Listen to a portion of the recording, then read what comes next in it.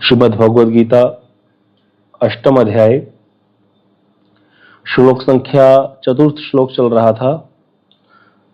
अर्जुन ने प्रश्न किया था 7 प्रकार के जो तत्व इससे पहले डिस्कस हुए थे। ब्रह्म क्या है, अध्यात्म क्या है, कर्म क्या है, अधिभूत और अधिदेव किसको कहते हैं, यज्ञ के अधिष्ठाता कौन है, अधियज्ञ अर्थात अधियज्ञ कौन है, और मृत्यु के समय किस उपाय से ज्ञात होते हैं, वो संयत होते हैं। ये प्रश्न किए थे अर्जुन ने। हाँ जी, कोई प्रश्न है दीदी? स्मिता दीदी हैंड रेज किए।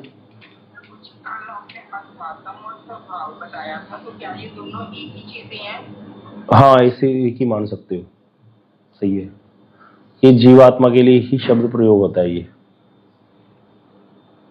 ये दोबारा कभी आएगा नहीं इस तरह से। हमने शास्त्र बस यहीं पर इसका प्रयोग हुआ है, आगे कहीं हमने प्रभु जी से भागवत जी पढ़ रहे हैं हम, और भी कई ग्रंथ हमने अध्ययन किए प्रभु जी से, लेकिन कभी ये शब्द आया नहीं, स्वभाव जीव के लिए स्वभाव शब्द या इस तरह से। यहाँ पर एक बार आया है तो इसको ऐसे स्मरण कर लो कि भाई यहाँ पर अध्यात्म और स्वभाव एक ही, इसका अर्थ है कि जीवात्मा, जीव, बद्ध जीव, मुक्त जीव सभी इसमें आ जाएंगे। जो क्रियाशील हैं, भजन कर रहे हैं, मुक्त नहीं हुए, वो भी अध्यात्म का शब्द का अर्थ है आत्मा संबंधी। बस यहाँ पे इतना याद रखना है। अच्छा, तो इसमें आगे आया था अक्षर भगवान, उसने कहा तो भगवान ने उत्तर दे दिए सारे, अध्यात्म के बारे में बता दिया। अधिभूत क्या बताया था, कोई बता सकता है अधिभूत क्या है?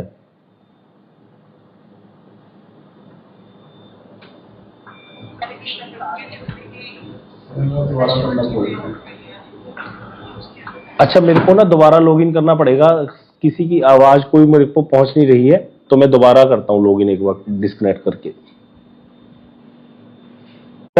जितने भी नश्वर पदार्थ, माइक, जितने भी संसार की वस्तु हैं, माइक जड़ संसार जो है, जो माया से उत्पन्न है, वो है अधिभूत। और जो भगवान की जीव शक्ति से उत्पन्न है उसको क्या कहते हैं? जीव शक्ति से क्या उत्पन्न होता है, कोई बता सकता है? 3 शक्ति है ना भगवान की, चित्त शक्ति, जीव शक्ति, जीव शक्ति से, जीव शक्ति से जीवात्माएं उत्पन्न होती है ना। तो जीवात्माओं को क्या कहा गया है यहाँ पर, जो आपने प्रश्न किया था, अध्यात्म या स्वभाव? हाँ, तो अध्यात्म याद रखना है। और अधिदैव क्या था? जो समष्टि देवताओं के ईश्वर है, अर्थात विराट पुरुष। ये इतना याद रख लेना, ये भागवत में आएगा। अधियज्ञ क्या था? हाँ, क्षीरोदशाई विष्णु है, अधियज्ञ अंतर्यामी पुरुष, जो भगवान कहते हैं ना एक हर जीव में परमात्मा का वास है, या 26 तत्वों में जो परमात्मा तत्व है उसको बोलते हैं अधियज्ञ।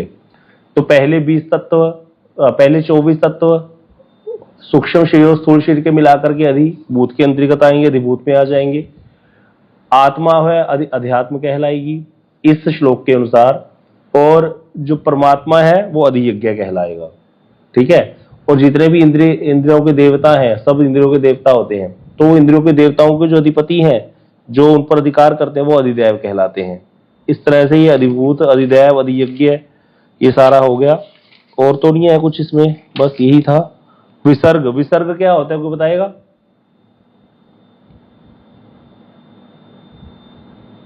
कर्म जिसको बोला गया था।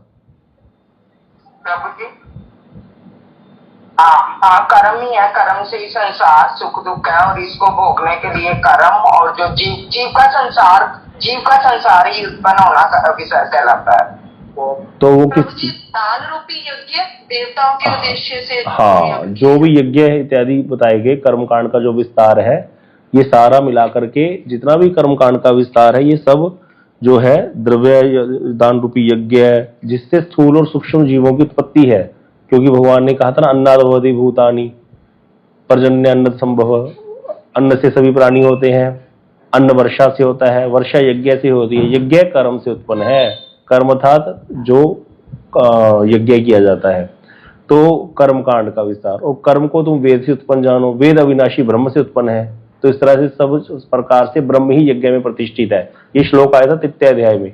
तो वहां पर कृष्ण ने लास्ट में अपने आप को रखा था। तो यहाँ पर ये जो विसर्ग है यही कहलाता है। कर्म जो जीवों के निर्माण होते हैं, स्थूल और सूक्ष्म शरीर मिलते हैं, इनकी सृष्टि होती है कर्मों के अनुसार, ये कहलाता है विसर्ग। मतलब कर्मों के अनुसार जो जीवों की सृष्टि हो रही है, बेसिकली दान रूप यज्ञ तो बीच में एक पार्ट हो गया उसका।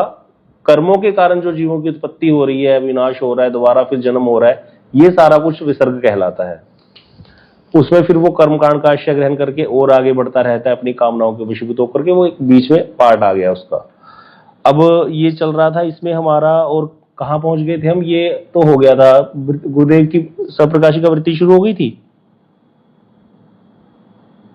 नहीं, शुरू करनी है। अच्छा ठीक है, चलो करते हैं।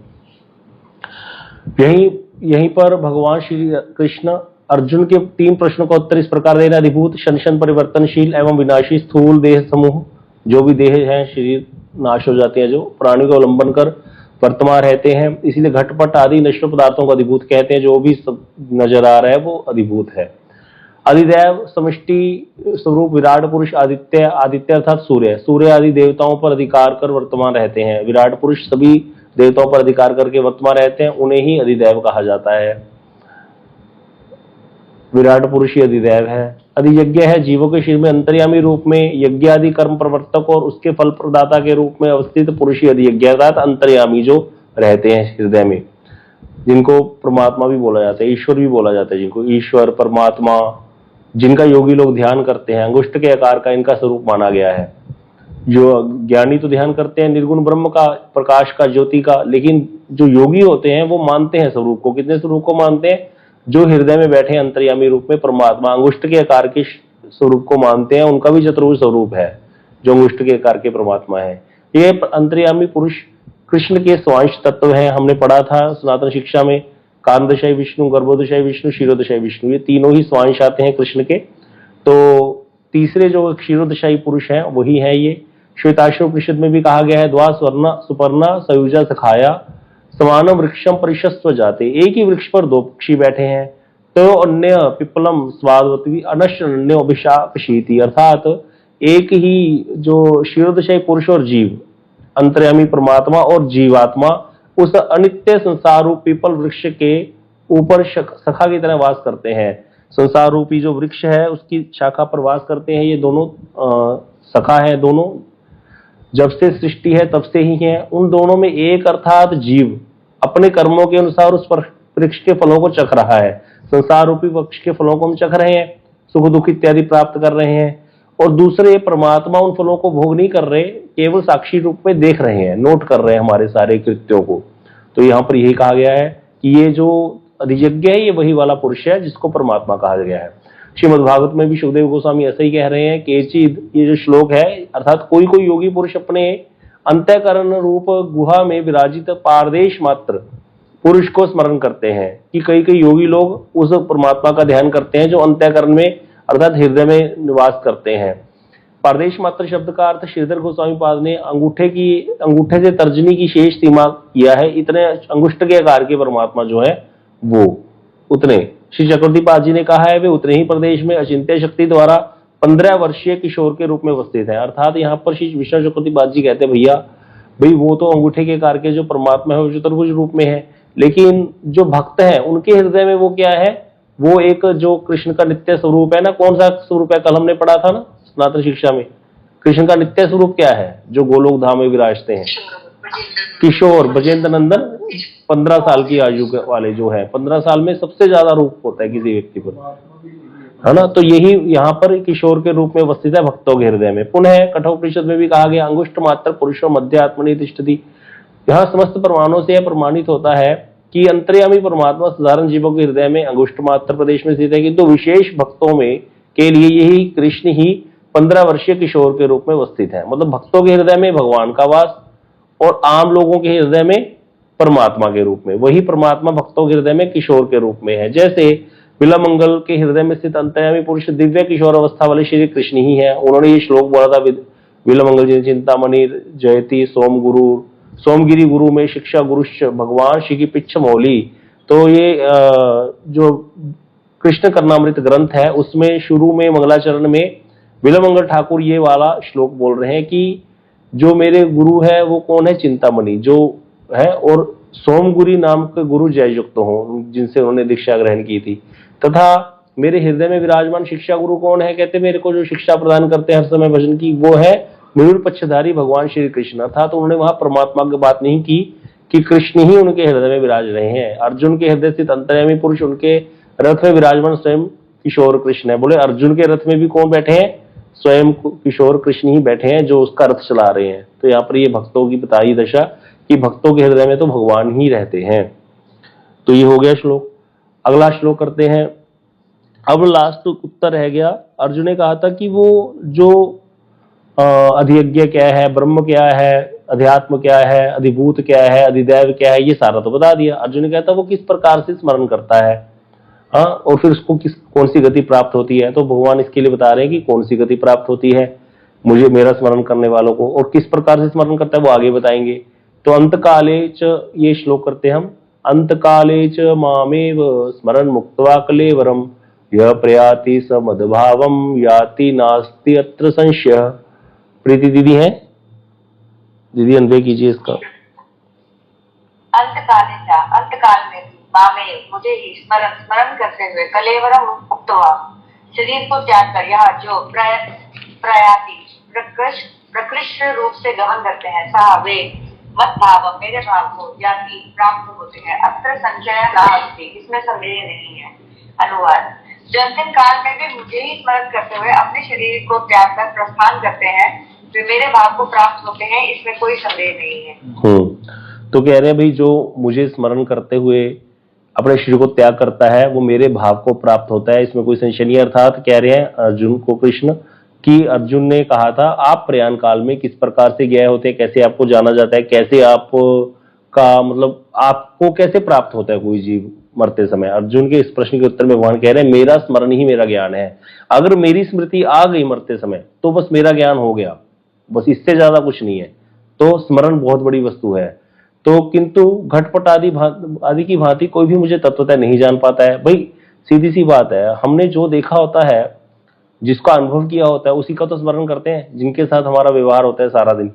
तो जिस चीज में हमारा सारा जीवन अभिनिवेश रहेगा उसी का स्मरण होगा। अब हमने घटपट आदि अर्थात जिनको हम छूते हैं वस्तुओं को, जिनको हम देखते हैं, जिनसे व्यवहार करते हैं, हमारा व्यवहार शरीरों के साथ है, शरीर संबंधी वस्तुओं के साथ है, घर दुकान मकान इत्यादि, गाड़ियां इत्यादि।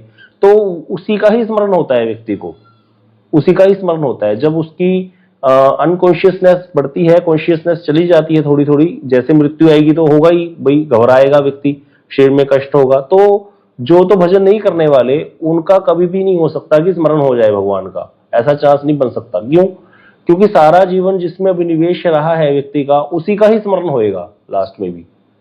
अब जो भक्त हैं वो चेष्टा करते हैं भगवान की भक्ति की। अगर मान लो हृदय में वृत्ति नहीं भी है भजन की, लेकिन जो कथा सुन करके सत्संग के द्वारा भजन के लिए चेष्टाशील रहते हैं, बुद्धिपूर्वक अपने मन को भगवान में लगाने की चेष्टा करते रहते हैं, उनका हो सकता है कि कृपा से भगवान की स्मरण हो जाए। लेकिन जिसने कभी चेष्टा भी नहीं करी, सारा जीवन विषयों में ही अभिनिवेश रहा सुबह से लेकर शाम तक, वो व्यक्ति कैसे भगवान का स्मरण करेगा। इसीलिए कह रहे हैं कि जो घटपट आदि की भांति कोई मुझे तत्वतः नहीं जान पाता, कि जैसे हम कहते हैं भैया ये देखो लैपटॉप पड़ा है, ये मोबाइल है, ये सब कुछ है, इस तरह से भगवान को कोई तत्वतः नहीं जान सकता। स्वर्ण रूप ज्ञान कितने प्रकार का होता है ये आगे 4 श्लोकों में बता रहे हैं कि किस प्रकार से स्मरण कर सकता है। इसमें योग मिश्रा भक्ति भी आएगी, अनन्य भक्ति भी आएगी, कि किस प्रकार से अनन्य भक्ति वाला मेरा स्मरण करता है या उसको अपने आप कैसे स्मरण होता है मेरा, कृष्ण बताएंगे। और योग मिश्रा भक्ति भी यहाँ पर आएगी। तो आगे कह रहे हैं यम यम वापी स्मरण भावम त्यजत्यन्ते कलेवरम तम तम वैति कौन्ते सदा तद भाव भावित। हाँ जी राष्ट्रीय दीदी इसका अन्वय कीजिए। हरे कृष्ण प्रभु जी दंडवत प्रणाम। उनके पुत्र यह जो अंत काल में यम अपि वाग भावम जिस विषय की स्मरण चिंता करते हुए क्लेवरम त्यजति शरीर त्याग करते हैं सदा सर्वदा तद भाव भावित उसी विषय के चिंतन में तन्मय सब वे तम एव उसी भाव को एति प्राप्त होते हैं। हे कौन्ते जो अंत काल में जिस विषय की चिंता करते हुए शरीर त्याग करते हैं सर्वदा उसी के चिंतन में तन्मय वे उसी भाव को प्राप्त होते हैं। प्राप्त बोला करो, प्राप्त नहीं बोलना। प्राप्त शब्द पंजाबी में हो गया प्राप्त, हिंदी में आधा शब्द आधी की तरह ही उच्चारण किया करो। कितनी बार सबको बोला, ध्यान रखा करो इस चीज प्राप्त। तो इसमें हमें बहुत टोकते थे प्रभु जी। तो जो अंतकाल में जिस जिस विषय की चिंता करते हुए शिर त्याग करते हैं। भाई अब यहाँ पर कृष्ण ने इससे पहले श्लोक में बोल दिया ना, अंतकाल में जो मेरा स्मरण करते हुए शिर त्याग करता है वो मुझे ही प्राप्त होता है, मेरे भाव को प्राप्त होता है, इसमें कोई संदेह नहीं है। तो अब यहाँ पर अगर अर्जुन कहे कि भाई किस प्रकार से अगर कोई व्यक्ति किसी और विषय का चिंतन करता है तो फिर बोले फिर वो उसी भाव को प्राप्त होगा। तो इसके लिए यहाँ पर ये पुष्टि कर रहे हैं, पहले श्लोक को दोबारा पुष्ट कर रहे हैं कि अगर मेरा स्मरण होगा तभी मेरे को प्राप्त करेगा, अगर मेरा स्मरण ना करते हुए कुछ और स्मरण करते हुए त्याग करेगा तो फिर उसी भाव को प्राप्त होगा। तो जिस प्रकार मुझे स्मरण कर मुझे प्राप्त होते हैं उसी प्रकार अन्य को स्मरण कर अन्य को ही प्राप्त होते हैं। इसीलिए भगवान यम यम इत्यादि कह रहे हैं, क्योंकि वे उसकी भावना अर्थात अनुचिंता द्वारा तन्मीय भूत है। अगर किसी की आसक्ति पोते में चली गई मरते समय, भाई आसक्ति होती है, पुत्र से अधिक पोते में आसक्ति होती है, मूल से ब्याज प्यारा होता है, तो फिर वो उसी भाव को प्राप्त होता है, अर्थात वो संसारी ही बनेगा दोबारा। किसी की धन में बड़ी आसक्ति है, सारा जीवन धन इकट्ठा करता रहा, 1 रुपया खर्च नहीं किया और ना कभी वैष्णव सेवा की, साधु सेवा नहीं करी, कुछ नहीं करा, बस सारा दिन आने दो आने दो आने दो। अब ऐसे व्यक्ति की आसक्ति धन में ही रहती है, वो कुछ भी नष्ट नहीं होने देता। कथा सुनाते थे गुरुवर्ग, कहते वो बाबा मरने वाला था, सारा जीवन धन बड़ा इकट्ठा किया था, देता है नहीं था, पुत्रों को पीछे लगा रखा था। कई पहले तो, आजकल तो पता नहीं, पहले तो ऐसे बुढ़े बहुत होते थे जो सारा जीवन भेद ही नहीं देते थे अपने बच्चों को, ना ही देते थे, कुछ पीछे लगा करके रखते थे, बहुओं को दिखा देते थे दूर से थोड़ा सा कि बड़े गहने की डब्बियां रखी हुई हैं घर में, तो सारा दिन सेवा कराते रहते थे अपनी। अब मरते समय क्या होता था, मरते समय अब सब लोग पास पास रहते हैं, सेवा तो बहुत करते हैं कि भाई बता के जाएंगे बाबा जी कहाँ रखा है सारा सामान दबा के। अब क्या होता था, कहते वो मर रहा था, इतने में सबको बुला रहा था, सब आगे, इतने में इशारा कर रहा था, मरने समय इशारा कर रहा है। इशारा कहाँ कर रहा था, जहाँ एक गाय बंधी हुई थी, अब उधर इशारा करे जा रहा है। अब बच्चों को लगा भैया इधर कहीं गुड़ जहाँ गाय बांधते हैं वहीं पर माल दबा रखा है इसका मतलब। अब बच्चे सोच रहे हैं भाई कहीं थोड़े से आवाज निकल आए, लेकिन वात प्रीत कफ कंठ तक आ गए हैं, परार निकलने वाले, तो इसीलिए आवाज रुंध गई, गला रुंध गया, आवाज नहीं निकल रही। तो कैसे करके एक वैद्य जी को बुलाया गया कि भाई इसको थोड़ा 1 मिनट बुलवा दो बस, नहीं तो जान निकल जाएगी हमारी भी। बुड्ढे ने सारा जीवन तो कुछ दिया नहीं, अब वैसे ही पड़ा रह जाएगा, वो तो खत्म हो जाएगा, धन काम ही नहीं आएगा किसी के। तो वैद्य जी ने कहा ठीक है भाई, मैं एकदम से जो करने वाली औषधि होती है ऐसी तो मैं देता हूं, थोड़ा बोल पाएंगे। बोले तो पता है क्या बोला, अरे मूर्खो देखो वो बछड़ा झाड़ू खा गया सारा, तुम लोग यहीं पर खड़े हो मेरे पास। मतलब वो इसीलिए इशारा कर रहा था, उसकी आसक्ति सारा जीवन, जो यहाँ कई होते हैं घर में आती गाली देनी शुरू कर देते, ये ऐसे क्यों रखा है, वो ऐसे, वो लाइट चल रही है, वो पंखा चल रहा है, ये हो रहा है, वो हो रहा है। तो बस यही जो इसमें आसक्त है, जिसका आवेश सारा दिन इन्हीं चीजों में रहता है, मरते समय किस भाव को, अनुचिंता द्वारा तन्मीय भूत है, तन्मय है वो इस चीज में, तो इसीलिए उसी का स्मरण करेगा। जिस प्रकार मृत्यु के समय भगवत स्मरण से भगवत भाव की प्राप्ति होती है, उसी प्रकार अन्य अन्य वस्तुओं के स्मरण से भी वैसे ही भावों की प्राप्ति होती है। गुरुदेव यहाँ पर इसको पुष्ट कर रहे हैं। जैसे महाराज भरत मृत्यु के समय मृग शावक का चिंतन किया और उस समय अगले जन्म में मृग का ही शरीर प्राप्त किया, तो भरत जी महाराज कोई वैसे देखा जाए वो साधारण जीव नहीं है, उन्होंने बहुत योग साधन किया था, बड़ी भक्ति करी थी भगवान की। ये तो एक एग्जाम्पल सेट करिए हमको दिखाने के लिए, और कि मृत्यु काल में भैया कुछ और स्मरण मत कर लेना, जबकि भरती जी महाराज में ये दोष नहीं है, उनकी तो भक्ति का प्रभाव ऐसा रहा कि अगले जन्म में भी, यद्यपि वैसे तो ऐसे कभी होता नहीं कि कोई भक्त को, ऐसे कई बार हो जाता है कि किसी भक्त का कहीं चित्त चला गया मरते समय, तो क्या उस भक्त को वही भाव प्राप्त हो जाएगा? नहीं, भक्तों के लिए ये श्लोक एप्लीकेबल नहीं है उस तरह से। जिसने सारा जीवन भजन किया, अगर अंत समय में मान लो एक्सीडेंट हो जाए, हो सकता है भाई, एक्सीडेंट क्यों नहीं हो सकता, एकदम से एक्सीडेंट हो गया, अब उस समय तो स्मरण हो ही नहीं पाएगा, एकदम से हो गया ना एक्सीडेंट। हो सकता है कोई चर्चा चल रही हो गाड़ी में बैठे हुए या कोई और बात चल रही हो, तो स्मरण तो हुआ नहीं।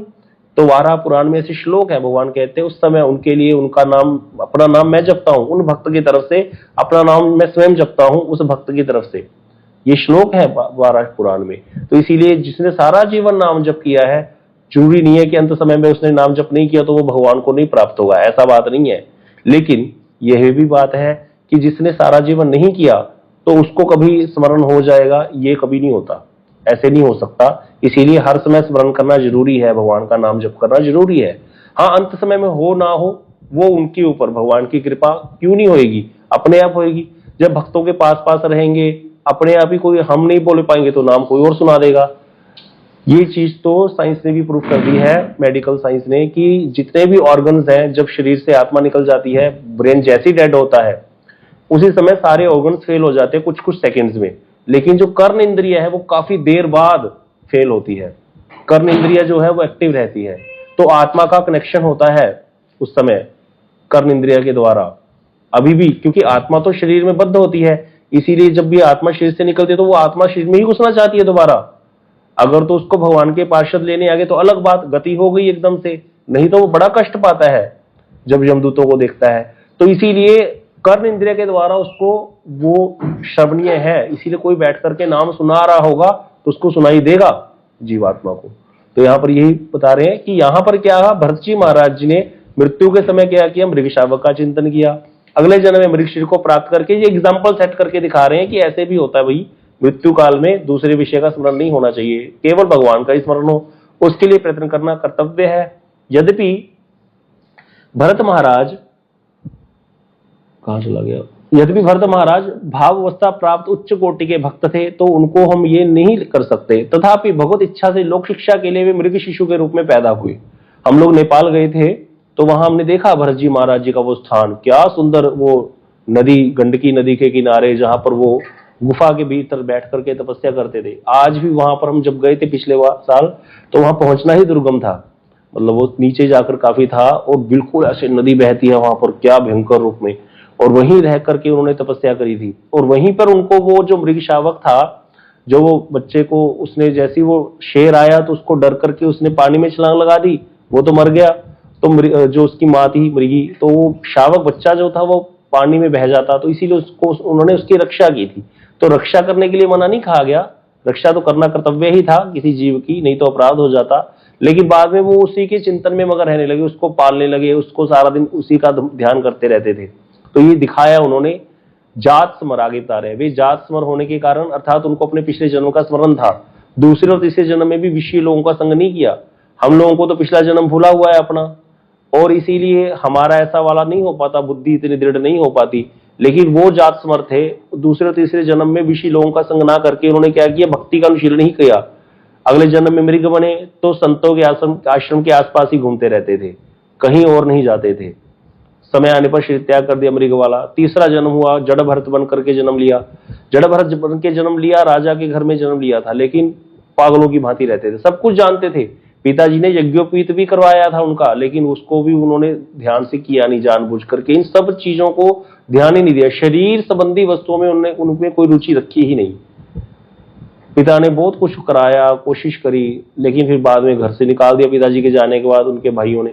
तो इस तरह से हुआ भरत जी महाराज जी का, वो उन्होंने दिखाया, और फिर बिल्कुल असंग होकर के भक्ति के अनुशीलन में तत्पर रहे, और फिर भगवान की प्राप्ति की। कर्म फल बाध्य है, साधारण जीवों को भरत महाराज के दृष्टांत से शिक्षा ग्रहण करनी चाहिए। हम लोग कैसे हैं, कर्म फल बाध्य है, कर्मों के फलों में आसक्त रहते हैं, ये मिल जाए वो मिल जाए, उनको शिक्षा ग्रहण करनी चाहिए, तथा उन्हें भी अपने समान कर्म फल बाध्य मानकर उनके चरणों में अपराध नहीं करना चाहिए। भरत जी महाराज जी को अपने समान नहीं समझना हमें। श्रीमद् भागवत में पुरंजन के उपाख्यान में भी यह दिखाया गया है। पुरंजन उपाख्यान आएगा भागवत जी में, जब कभी भागवत जी की चर्चा करेंगे। 100 उपाख्यान है भागवत जी में भक्ति को समझाने के लिए। तो पुरंजन अंत समय में किस प्रकार स्त्री की चिंता करते करते स्त्री योनि को ही प्राप्त हो गए थे, स्त्री ही बन गए थे। यही नहीं, हम लोग जीवन भर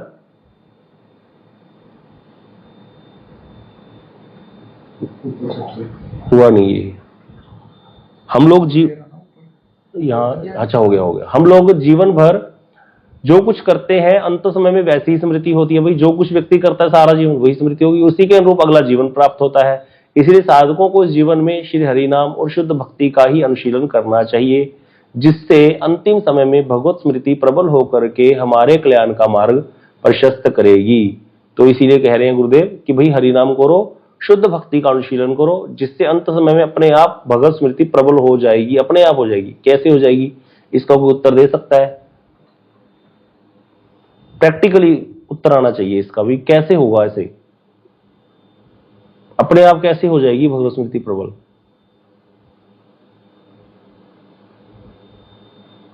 नियम पालन करना चाहिए। हाँ, नियम, ये नियम जो है बहुत बड़ी वस्तु है। अभी हम लोग निम्बार्काचार्य जी का चरित्र पढ़ रहे हैं, क्या उनका नाम नियमानंद था पहले बचपन में?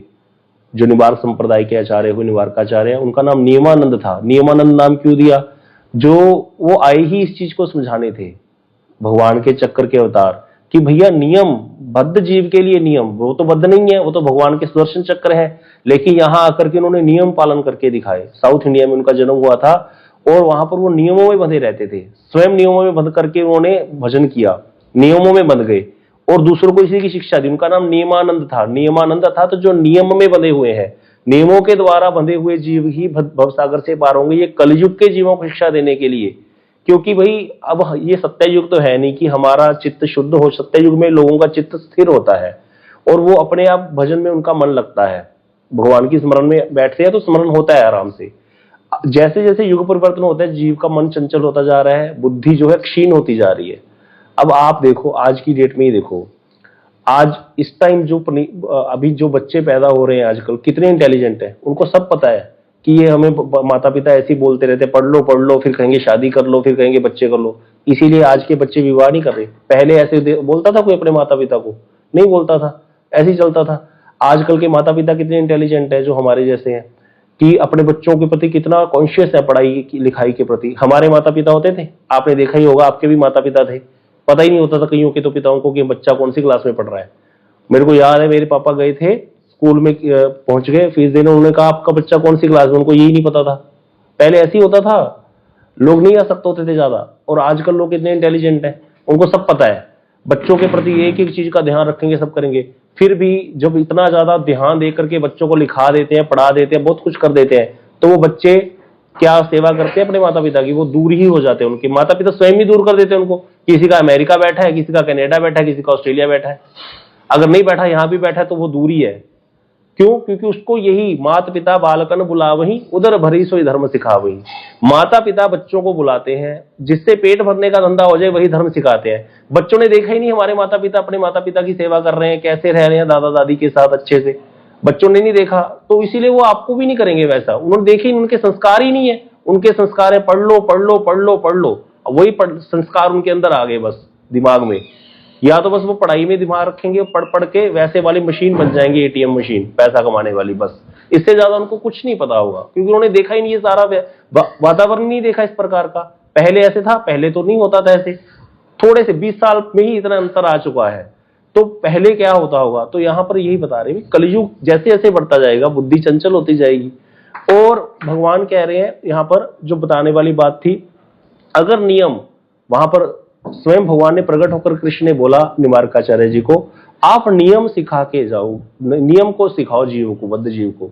अगर नियम में बंध गया तो फिर नियम ही उसको आगे बढ़ाएगा। अब हमने कर लिया भक्ति का नियम, सुबह उठ करके हमें माला करनी है, नहा धो के पहले हम आरती करेंगे, मंगल आरती करेंगे, भगवान को प्रणाम करेंगे, इससे जीवन शुरू हो रहा है हमारा, हमारी दिनचर्या इससे शुरू हो रही है। हम सुबह उठ करके पहले नहा धो करके ठाकुर जी को तिलक करके अपना, फिर ठाकुर जी का अर्चन कर रहे हैं, उनको प्रणाम कर रहे हैं, आरती कर रहे हैं, आरती ले रहे हैं, जल का छींटा आ गया हमारे ऊपर, ये हवा शुरू हो गया दिन। फिर हम चंटी करने बैठे, उसके बाद कीर्तन, फिर कथा, इस तरह से हमारा हो गया। अब जब शरीर छूटेगा तो आत्मा जो हमारा अभ्यास बना उसको करेगी कि नहीं करेगी? अभ्यास हो गया ना, ये करते करते अभ्यास हो गया इन चीजों का, तो इसी अभ्यास में रत हो जाएगी। तो इसीलिए जितने भी नियम प्रभुपाद जी देखे गए हैं वो साधारण नहीं है। अगर कोई व्यक्ति कहे मैं तो 3 लाख नाम जप करूंगा, वो अवस्था भी आती है कभी बाद में। अभी हमारे लिए सारे नियमों का पालन करना जरूरी है जो देकर गए हैं गुरुवर्ग, मंगला आरती से लेकर के चैंटिंग, हरि कथा, कीर्तन, ये सब कुछ जरूरी है। अगर सिर्फ हरिनाम ही सार है, अभी देखा जाए तो हरिनाम ही सार है, हरिनाम ही करना चाहिए, तो फिर ये आचार्यों ने कीर्तन क्यों लिखे? क्योंकि बद्ध जीव हरिनाम भी क्या करेगा? देख लो माला लेके बैठते हैं, क्या होता है, ध्यान कहीं और ही चला जाता है। तो इसीलिए कीर्तन भी करने हैं, ताकि प्रार्थनाएं करके अपना दुख निवेदन करें, आत्मनिवेदन करें भगवान को। वो आत्मनिवेदन क्या है वो भी नहीं आता, क्या बोलना है क्या नहीं बोल, उसके लिए भी कीर्तन दे करके चले गए कि ये बोलो भाई, इस प्रकार से प्रार्थना करो। और क्या कर दें, सारा कुछ तो दे दिया उन्होंने, पूरा रास्ता बना दिया। जैसे कहीं जाना हो, रास्ते में फूल खिले हुए हैं, पानी की स्टॉल लगी हुई है, खाने के लिए मिल रहा है, वो वाला हाल है। गुरु वर्गों ने क्या नहीं किया हमारे लिए। अगर हम उस मार्ग का अनुसरण नहीं करेंगे तो इसमें हम ही आत्मघाती हैं, गुरु वर्गों का कोई कसूर। उन्होंने तो, और जो संप्रदाय में है जो, उसको तो कहना ही क्या, कितना कुछ दिया हमारे लिए, पूरा मतलब स्ट्रक्चर्ड है सारा कुछ, कुछ भी करना नहीं है ज्यादा। बस उस सिस्टम में आकर के, जैसे कोई बच्चा ठीक ठाक हो, बढ़िया इंटेलिजेंट हो, 80-90% नंबर लेता हो, आईआईटी में दाखला ले ले, जब दाखला लेने तक ही ज्यादा वो होता है टेंशन, उसके बाद तो कुछ नहीं, फिर तो डिग्री हो ही जाती है आराम से, क्योंकि वहां सिस्टम ही ऐसा बना हुआ है, उसको फॉलो करते जाओ, अपने आप डिग्री मिल जाएगी। इसी प्रकार जो संप्रदाय में आ गए, जिन्होंने एक बार शुरू में होता है, प्यार लहसुन छोड़ना आसान बात नहीं है, सारा संसार के लोगों का कट हो जाता है। जिन लोगों ने भी प्यार लहसुन छोड़ा है उनको पता होगा, वो सोशल लाइफ बहुत खत्म हो जाती है भाई, बहुत मुश्किल होता है। क्यों? क्योंकि आप किसी के घर नहीं जा सकते, कोई आपके आएगा वो देखेगा इनका यही हाल है, किसी पार्टी में जाओगे वहां नहीं खाना पीना कुछ करना, तो ये आसान नहीं होता। हमने इसको प्रैक्टिकली अनुभव किया है। हम दिल्ली छोड़ने का हमारा एक कारण यह भी था कि हम कहीं जाने लायक ही नहीं रहे थे। हम हर हफ्ते मूवी देखने जाते थे मॉल में, वहां कुछ खाना नहीं पीना नहीं, कहीं घूमने चले जाना, भूखे ही आ जाना, कोई खाने को ही नहीं मिल रहा कुछ, जहां देखो प्याज है, तो बड़ा मुश्किल हो गया था।